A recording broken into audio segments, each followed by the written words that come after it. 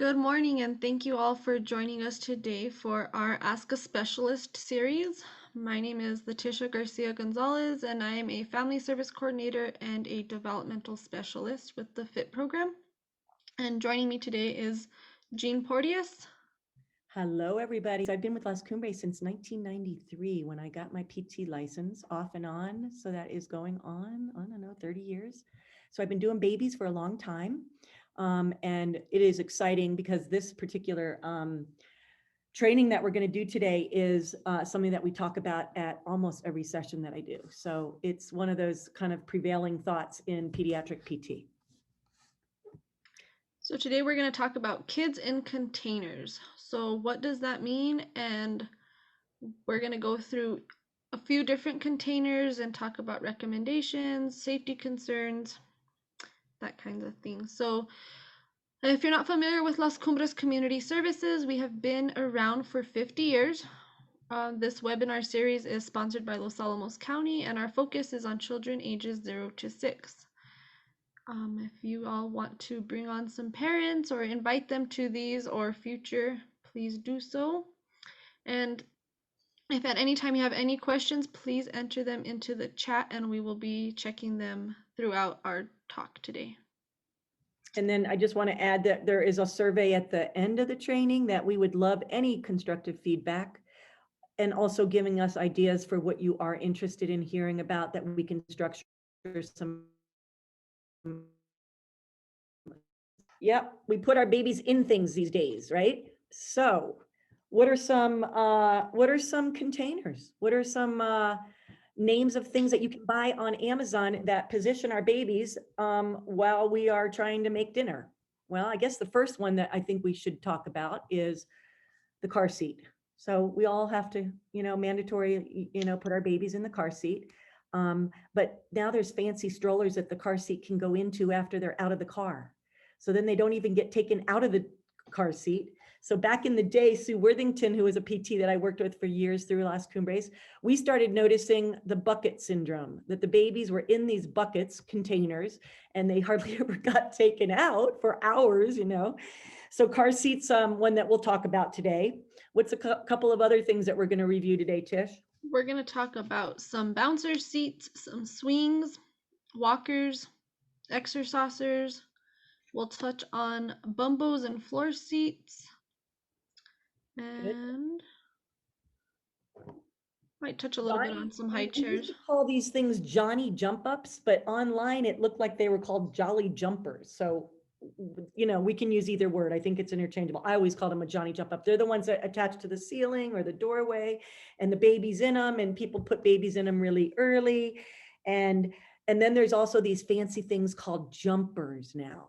They kind of look like a exersaucer, except for the baby can vertically move up and down. So we're going to call those jumpers. Okay. And there's lots of different names of those. Okay.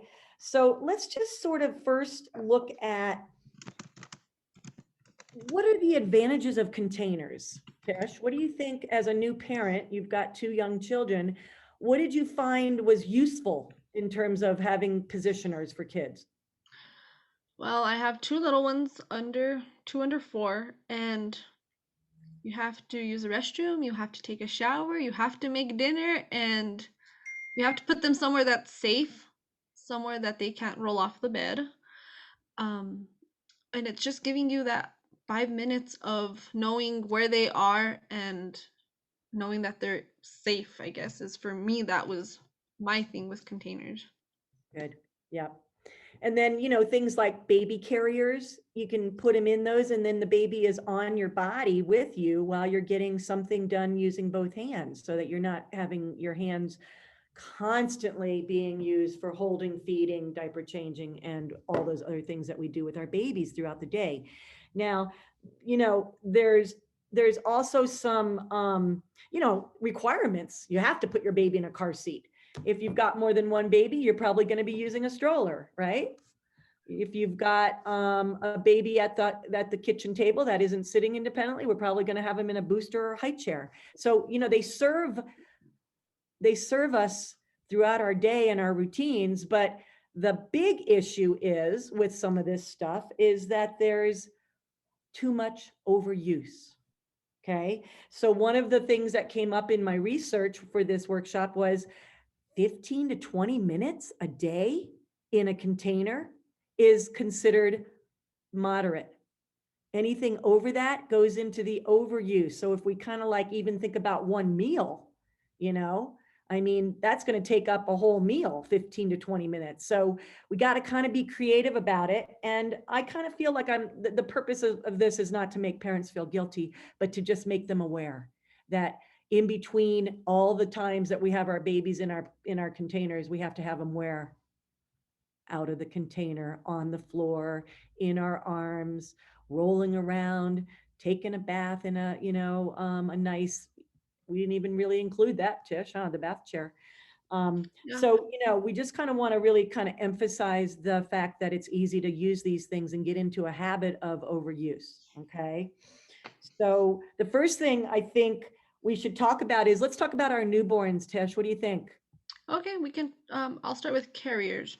Okay. So, what are carriers? Um, they are either, you probably have seen them, they're the wraps, they call them baby wraps. So, they're the long pieces of material that you wrap around the parent's body and it creates like a little nest to place the child in. And so, there's Moby wraps, there's Ergo, there's Baby Bjorn. There are so many out there. And what we talked about is as long as you have a healthy parent that can wear their child on them, these are fantastic for newborns. It gives them that sense of, I'm still with my parent, I'm still close to them.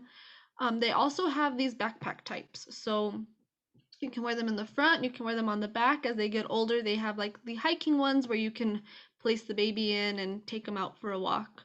Um, and the wraps themselves are just so, it's easy for a newborn to fit in because they're pretty tiny. They can mold into a little shape and kind of stick them in there, and you have your baby with you. You have your hands free. You can still do things around the house. Yeah. And so, those wraps are great because the infant, the newborn is in a lot of flexion and they don't have a lot of head control. Okay. So those wraps really, once you put the baby in the wrap or the baby carrier in the front, you're able to control that head. Okay. So unlike the car seat and the bouncer, here's the bouncer thing. Let's see if I can get down here and show you guys what happens with the positioners. Can you guys see the baby bouncer seat? Yes. What happens with the bouncer seat and the car seat is the babies don't have head control. So they're in these things. They're kind of soft. This one's a cloth back. They come fancy with, vibration music and all that other stuff. But what happens is if the baby's in there and they're not in the proper alignment, the head drops to one side. The pelvis drops to the other side. Now we've got a baby that's got a tight malaligned neck. And then what happens is they rotate. So then what we're seeing, and everybody can attest to this, is we're seeing babies that are getting flat heads in the back, especially asymmetrical flattened heads. We're calling that pathology plagiocephaly. And they're getting tight neck muscles that are causing them to drop to one side and rotate to the other. That is called a positional torticollis. Now, some babies come into the world with that kind of a tightness in the neck muscle. That's called a congenital torticollis, which is different. It's not from positioning. It's more like being in utero. A big baby in a small uterus can kind of get stuck in a neck head position. But the positioners and the containers can really feed into it. So the first thing I look at when I evaluate a baby that's got this diagnosis is, what do they look like in their car seat and what kind of containers are they using at home? Okay. So if you are going to use any of those kind of early positioning things, you got to kind of make sure that the baby's head is in midline. So we talk about, they're not going to be able to hold their head there because they're not righting their head yet when they're, 2 months. So you got to make sure that things are holding them.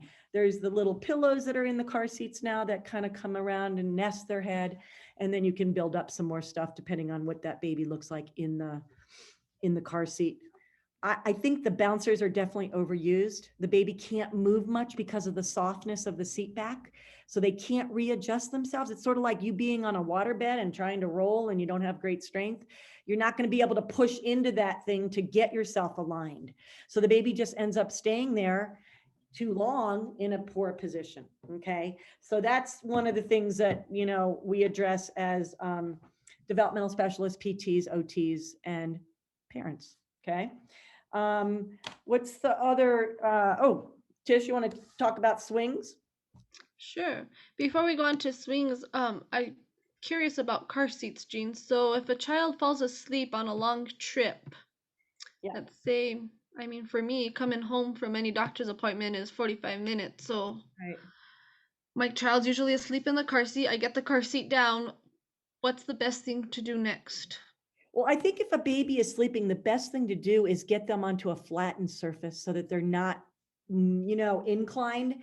So we talk about that inclined position of the bouncer in the car seat. And so really parents take the baby in the car seat into the house, leave him in the car seat. I think it's best to say, you know what, I'm going to swaddle this baby, keep him nice and enclosed, but put them on a level surface so that they're not sleeping in these inclined positions unless it's recommended. Now, some of our babies need to be inclined on a wedge because of other pathologies, respiratory stuff, reflux stuff. But generally speaking, a healthy newborn shouldn't be in a car seat when they're not in the car. Okay. So I don't know how many of you guys have seen the kids in the car seat in the restaurant. Parents are there for an hour. The baby never comes out of the car seat. Mhm. So, that's what we kind of want to make aware to people is that, what, those serve a purpose, but it's not a good idea to keep them in there when they're sleeping. Now, when you're driving, there's not a whole lot you can do. We're kind of mandated to, restrain our children in car seats, which is a good thing. But, you know, let's get them out of there. They've just made it so easy for us to have the carrier and the stroller and everything fits together and it's all very high tech. And it's become very obvious to me that babies are spending a lot of time in those seats. Alrighty. Good to know. So, okay, swings. I think we can say swings are kind of similar to car seats in the fact that babies normally fall asleep in them. And so once they are asleep, like Jean said, it's best to get them out and lay them on a flat surface. What's a good thing about swings is, it gives them that vestibular input. So they have so many fancy swings. Some go side to side, some go front to back, some go in circles, some have different animal. I mean, there's just so the songs. There's a lot going on those swings. And our thing about it is they're good for a couple minutes at a time. If the child is awake and having some playtime and wants to get that vestibular input, swings are a good thing for them. It's all in moderation. Good. And so the other thing that we're seeing with any of those inclined positioners is, so babies come into the world really curled and flexed, right? Our little newborns, our neonatal, flexion at the hips. So if we keep them in something that now keeps them flexed, they never elongate their flexors that are part of normal development. So, car seats, bouncers, swings, all do this. So then when we put our babies on the floor to play, now they're not real happy because this is tight and they end up picking up their butt. They can't lay flat, right? And they're not happy. If they can't lay flat, they're not going to be able to get their head up. So, that's where Sue and I started saying, you know what, we got to deal with this because by 2 to 3 months, they should have some stretched, elongated hip flexors, and they should be able to lay flat and get the head off the floor, raise the chest up. And if they're always in these containers, they're just not getting that natural stretch. Okay. And it does get really uncomfortable. It's kind of like, sitting at a workshop all day, getting up and standing, and you feel the front of your hips. It's not real comfortable. You got to like walk it out, right? So it's the same thing for the baby. Okay. They have to get out of there. They have to move. They have to be on the floor. They have to be playing in arms. And, these containers sort of block all of that. So we are kind of concerned. Okay. As a team. Alrighty, so I think the next thing we wanted to talk about was the floor chair versus the bumbo. So if you are not familiar with what a bumbo chair is, I'm going to give you a visual if you want to look up what a bumbo. So this is what a bumbo chair looks like. It has straps for safety and it's made of very soft foam-like material, I guess you could call it.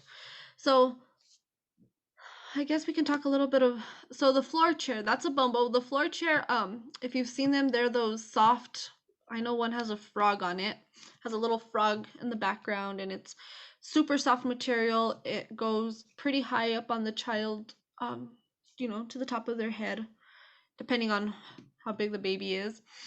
And so I wanted to kind of talk about what do those chairs do? What's their purpose? And so I think it's safe to say that it is not going to teach a baby how to sit. Although it has them in the position, it's never going to teach a baby how to sit. The good thing about the bumbo is that it's not as high, so that it will teach the baby work on that while they're in there. We wanted to talk about safety. So if at any time you have a child in a bumbo, you always want to buckle them up and place it on the floor. Never place a bumbo or a floor chair on a table.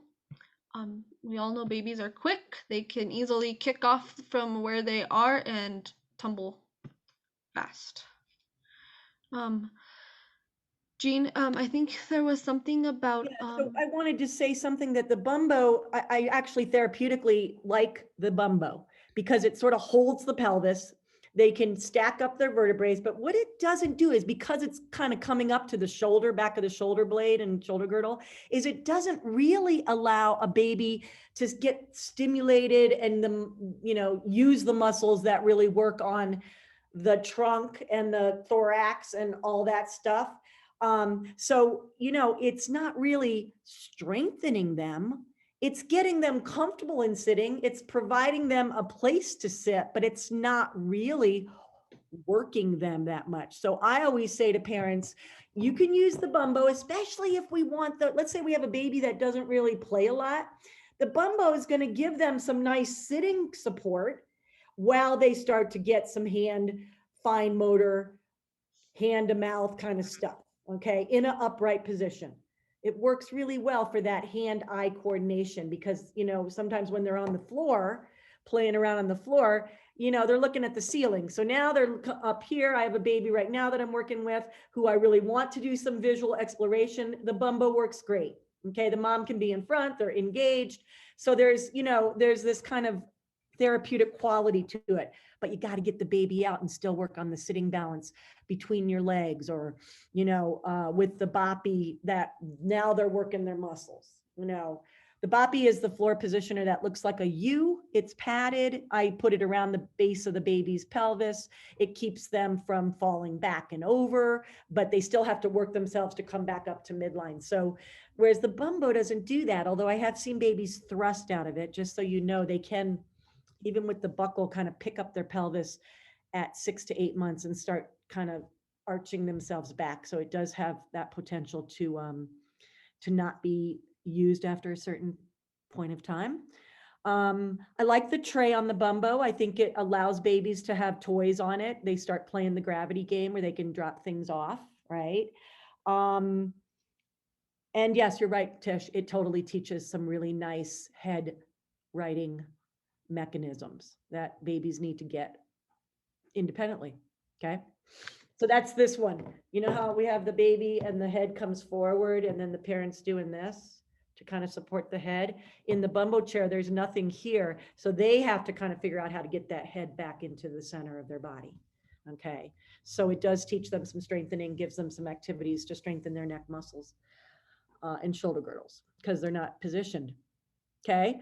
But you know what I found about the frog chair is that it's hard to get the kid out sometimes, once they're tired. So the bumbo chair is a little bit firmer, whereas the cloth chairs are a little softer. So the transfers are sometimes a little harder, especially if that child has some tone or some you know, what we call temperament, gets upset, starts to arch, that kind of thing. It's harder to get them out. Okay. So, So that was a little bit about like 6 months and under. And what we wanted to come up next was what do you do? What containers are used for a child 6 months and over? So, one that we constantly see, um, I think we can go to exersaucers versus walkers and jumpers. okay. Okay, so the exersaucer, don't you think, Tish, is more therapeutic? Okay. The exersaucer is an upright thing. So at some point between 8 and 10 months, babies start to pull up to standing. Okay.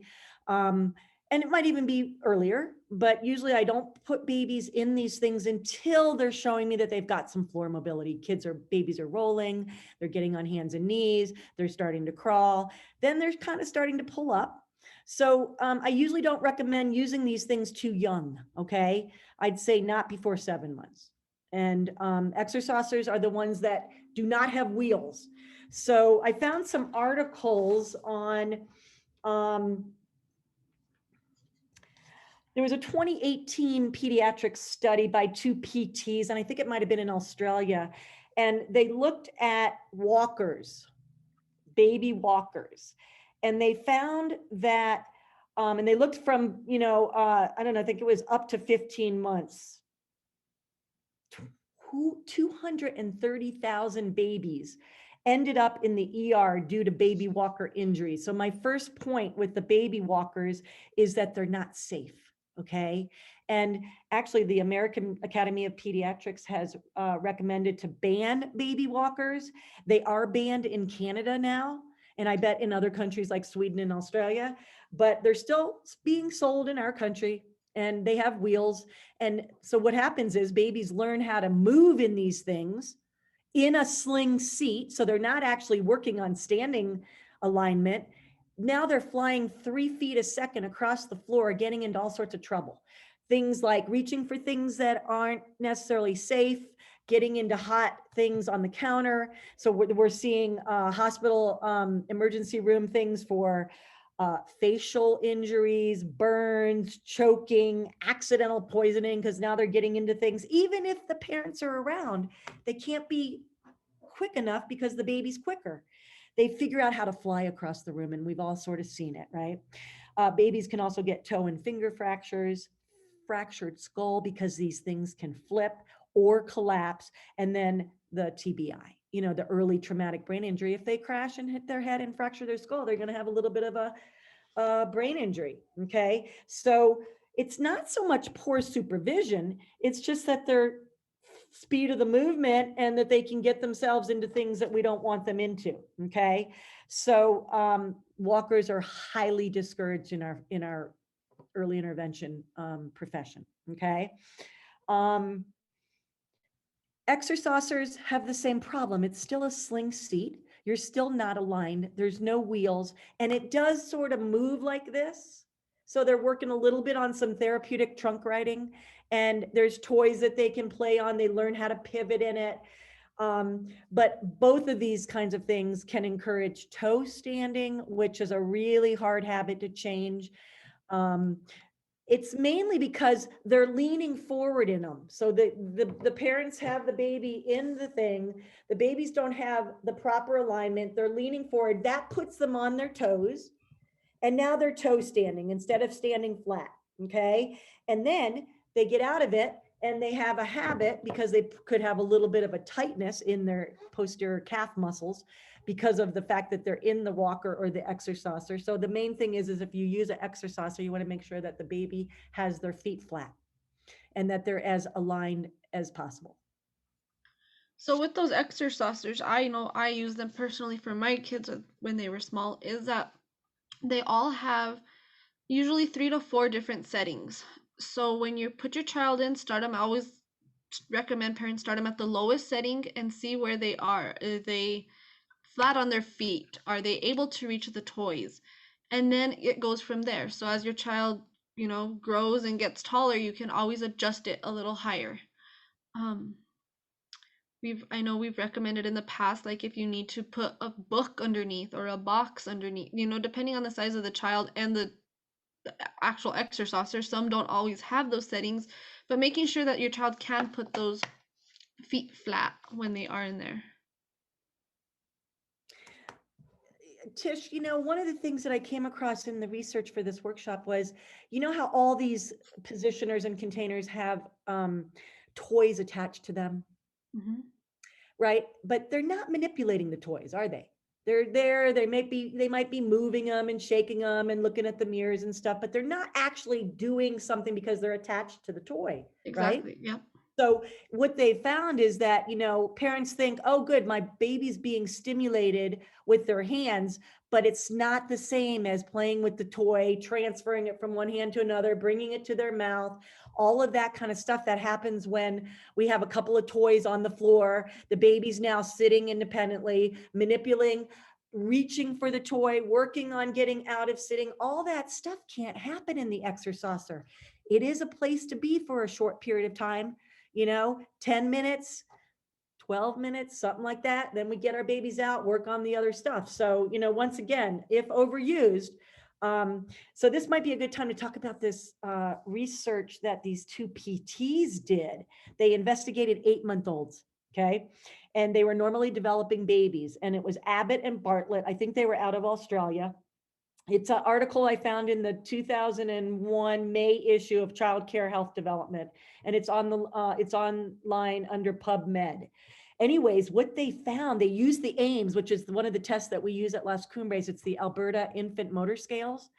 And they found that the babies that were in the equipment, the more time it was correlated, the more time a baby spent in some sort of container, like we've been talking about for the last 30 minutes, that there was associated motor delays, and not just gross motor, fine motor as well. Significant motor delays as measured on the AIMS, which is a percentile test. It doesn't really have standard scores, but they could say, okay, this amount of percentage is part of this delay. So it's a study that I think we can all look at. I can send out a link at some point. So I've known it for a long time, and I think it was a good study done by some pediatric PTs. But let's just remember, the more time a baby spends in equipment and containers, the slower they're going to develop in their motor skills. So that's the big takeaway. I think so because if you think about it, car seats don't have toys unless the parent attaches something. Bouncers they're attached. Like you said, walkers and exercisers have them attached. So there's really no hand dexterity. They're not using those hands to, they're batting at them or pulling on them, but they're not, using those hands Yep, to learn those early childhood fine motor skills. that's right. That's right. And the other thing is that a lot of people think that being upright is a good thing. Well, what happens is if a baby's upright and getting used to being upright in a supported container, then you try to get them on the floor and all of a sudden they're like, this is a lot of work. And it has to do with gravity and how much gravity and anti-gravity strength they have. Okay. So the way we get anti-gravity strength is being on our belly, on the floor, working against gravity, or coming into a sitting position, working against gravity. You can't do that when you're contained. Okay. So we get to see these babies that are now upright. They don't want to come down on the floor for the PT or the DS or the OT. And they get really upset at us because we're having them out of their container that they're really happy in, because they don't have to work against gravity. And it's just really a nice way to look at everything and move across the floor in an unsafe way. So there's definitely some correlation that we've seen over the years with these containers. Okay. There was one more container we wanted to just touch base on, and it's the high chair. Yep.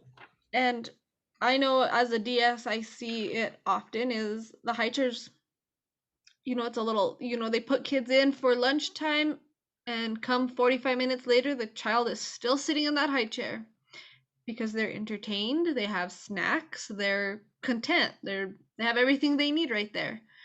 And so what's important about high chairs is they should only be used during a mealtime when the child is eating.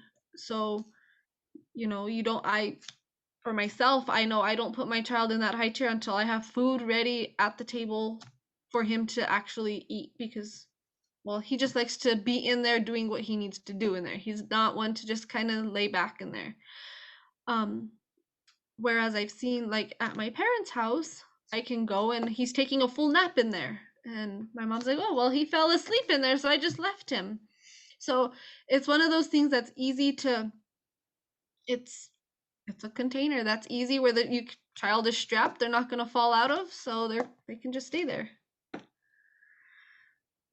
So we have a Here's a question. question from, can you use a high chair type seating system for fine motor activities? Absolutely. I think if they're in there doing something, it's different. If you're engaging them with a fine motor activity and they are, they're working on something, it's not going to be that they're going to be in there all day. It's just something to teach them in. It's high chairs are great they're great a contained space for a fine motor activity on a kid who maybe likes to eat crayons, or you want them to work on something small. And so I think absolutely you can use them for that in a short amount of time. And also a child that doesn't have great sitting balance, but is trying to use their hands, sometimes giving them a little postural support in a high chair, with good alignment. And, that then they're going to kind of, their hands are now a little bit freer. They're not using their hands to support their body in an upright sitting posture. So I think that sometimes you can get a little bit more fine motor and visual motor skills coming in with the container. But you're wanting to look at, are the feet supported? Is the pelvis under the shoulders? What's the alignment? And are they strapped in? So all of those things are kind of critical questions, things to look at while we're doing our fine motor tasks. Okay. Great. What else? So how do babies learn to walk? Well, they learn to walk when they start pulling up to standing at supports. And then we start cruising sideways and learning how to use our pelvic muscles in the proper alignment. So just remember, baby walkers with wheels do not teach babies how to walk. And it's something that I am absolutely fine for all of us to tell parents. Okay. Pediatricians will support us. And we need to maybe do a little bit of, being really proactive with our families about those so that they can tell their neighbors and we can get them banned, because they really are dangerous. So And they are costly. they're costly. Yeah.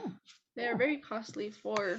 So that's the other thing, Tish. I think a lot of people are spending a lot of money on containers. I think that's a really good point. You know, Oh, when we could, instead of buying an exersaucer, we could be working on, let's buy some really nice manipulatives or some really nice, textured toys that babies that are sensory motivated can play with instead of, spending $50 on a container, right? absolutely.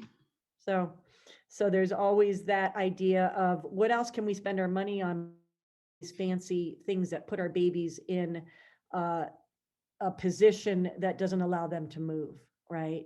And so I think one of my big takeaways when I talk about containers is, they need to be free to move. And if they're always being buckled in, and we think about how much time we spend in our cars with our children, I just feel kind of bad that they're, spending all that time. And I don't think there's any choices, but let's keep them out of the containers when we're home and have that freedom of playing with our babies on the floor. That's exactly what I was going to say. The best place for a child to learn is on the floor. They can they learn pretty much everything on the floor, and it's the safest place for them. Right? Nothing can fall off of the floor. And so if anyone has any other questions, you can put them in the chat. Um I think we wanted to really just end this by saying we aren't saying don't use containers, but rather use them in moderation. And here's our little, it doesn't look like we have a lot of firstborn or parents on, but if you do see something that just doesn't look right with a baby in a container in a restaurant, or a friend of yours, whatever, you can always have a referral made to Las Cumbres, which we all know, and we will go in and do an evaluation and assess this baby's head and trunk riding, and teach parents how to make that alignment work a little bit better for this baby's motor system.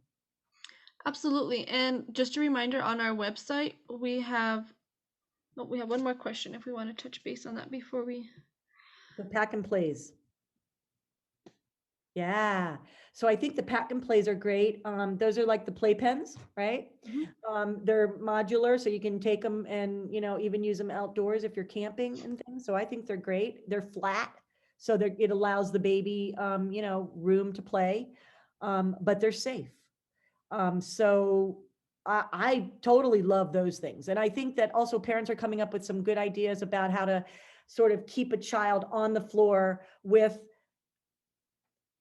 gates and things, like little fences that are, sort of containing kids on the floor, but not keeping them positioned in one place. So those are all kind of great ideas in terms of floor time without having a child crawling all over the house, right? So you can limit a little bit of where they're getting to. And then here's a question about, What's a good alternative for little ones to play for grandparents raising grandkids who can't get down on the floor due to physical limitations so that their little one can still work on their gross motor strength and learn new skills? that's a great question. I love that question. Thank you for that question. I just read an article about a paraplegic mom who had a baby, and she had to figure out how to get the baby in and out of the car seat, on and off the floor from a wheelchair. So I know it can be done. You just got to problem solve it. So if the grandparent is, sitting on the couch and they have they have their feet on the floor, maybe we can sort of try to work on, can they get the baby close to their feet and then reach down and use their legs to kind of support the baby in sitting while they pick them up, that kind of idea. I think it's individual. I think it depends on the adult's ability, what kind of mobility they have. So I think it's something that would be individually assessed, but there are ideas on how to transfer babies from the floor to a person sitting in a wheelchair or on a couch that we can come up with those kinds of ideas. I think that, I think a lot of these grandparents probably have the kids on the couch. We see that a lot. Have you guys noticed Mhm. that kids are playing on couches and beds a lot? They're just not as safe. Once the child starts weight shifting, they're going to be off that bed, and then we've got a broken clavicle or a shoulder, injury or something. So we got to sort of problem solve that idea. But there's ways to figure that out. Okay. And I think that's a great question. And like you said, it's kind of case by case. And so, if there's any kind of those specific questions on our website, we have a Ask a Specialist page that you can visit and ask a question. It's just a simple form, and a specialist can get to your question. So if you have specific examples you want to provide, one of our therapists can do that. And the link is in the chat for those questions to be sent. Alrighty, So do we then, have? we were going to talk, Tish, about the next training, the next work. Yes. So the next workshop, it'll be a part 1 of 2 series. It'll be on picky eaters. So it's going to be a feeding series, part 1, understanding why children will not eat, what are mealtime myths, and how to support children during meals, and when should I see a specialist. So I think we've seen quite a bit of picky eaters coming in with referrals, and I think it's going to be an awesome workshop to catch and kind of see what are those signs to look for. And I think the team that's doing that workshop is an OT, Patty Delgado, and a speech feeding specialist, Julie, what's Julie's? Hollifield. Hollifield. So they've been preparing this next series, and it will be one of two, I think. Any more questions from our lovely Oh, co? yes, we can't forget our survey. So we have a very quick couple questions, not too long, shouldn't take you more than a few minutes to fill out. It's a survey and we ask for your feedback, and also there's a place to leave topics. So if there's something that's of interest that you want to learn about, or maybe a parent has brought a concern, leave it in there and we can hopefully make it one of our next discussions. Yeah, that would be really helpful because we're gonna run out of ideas. We're gonna need some more parent questions and areas to discuss. So that's a good thing to be thinking about for all of us. Okay. Okay, Tish. Thank you all for joining us, and It was great. Thanks, guys. thank Talk to you. everybody soon.